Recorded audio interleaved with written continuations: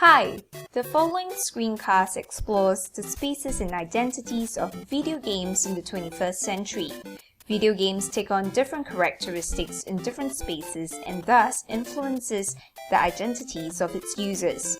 For this screencast, we will be looking into the readings of Winston, Thorburn and Jenkin, Merritt, as well as Spigel to establish these various relationships. Exploring the private sphere, we often associate the private space with that of an individual, and in the case of video games today, the individual can be found in various spaces.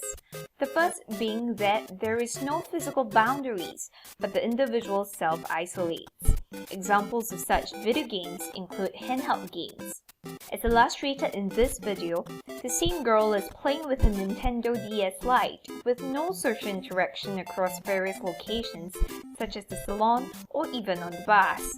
The second being that of a fixed space, such as one's bedroom, where personal computer games are usually associated with. The identity associated with handheld games are Generation Y youths who embrace new technology fast, as video game makers have long been marketing video games since the 1970s for the younger generation. The presence of powerful social messages that baby boomers get about shame and deviancy in adult gaming has also caused such an identity to be skewed towards the young.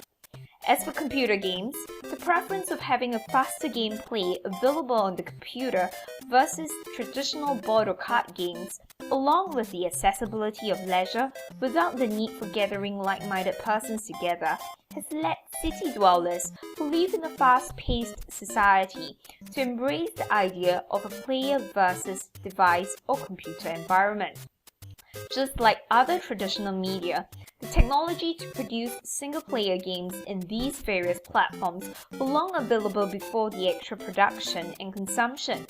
Due to the social changes, these identities were then later assumed by the consumers after the launch of these products. Such a process highlights Winston's account on cultural determinism. Community sphere. Gaming consoles such as Wii are usually found in a common space like the living room. Middle-class families are associated to this identity as manufacturers had been trying to promote the idea of gaming as a mainstream activity that could unite the family unit since 1972. We can draw this illustration to that of Spigel's account on how TV programming was created and tailored. Likewise, games were marketed and made based on what manufacturers felt were the needs and the desires of middle-class families in the context of a home, resulting in the simple and family-friendly gameplay of video games. Moving beyond the comfort of one's home, video games can also be seen in that of the military.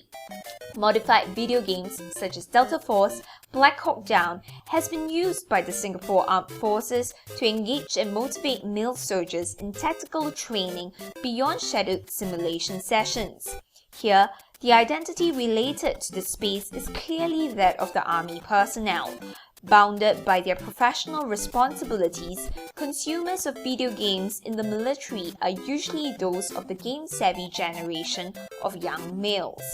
For such a relation between space and identity to be possible, we can make reference to the idea of media hybridity by Thorburn and Jenkin, where the hybridization of traditional simulators and video games due to its similar enabling technologies, using to reinforce the training regime of the military both in its effectiveness and its appeal to new age soldiers. Such a hybridization is also illustrated in the graph shown, where the level of realism and fun is kept at its optimum.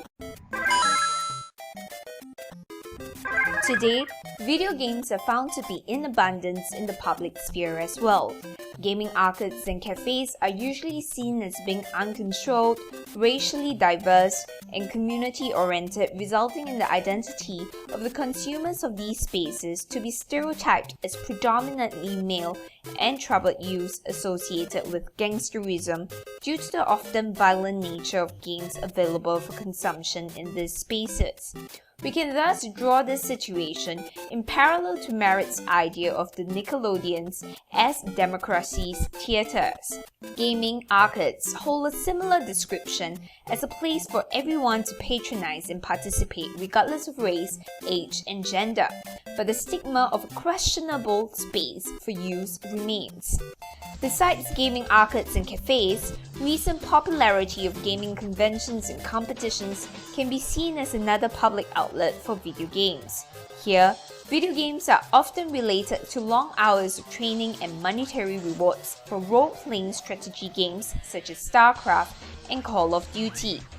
Young professional gamers, again usually male, are seen as cyber athletes with high level of mental sharpness and psychological traits. Sponsored by large conglomerates as a form of marketing to the masses, these players are rich, famous, and highly sought after. As with Spigel's analogy of the TV stove, video games are now looked upon as both work and play with the introduction of gaming competitions and professional gamers when it was just for leisure traditionally.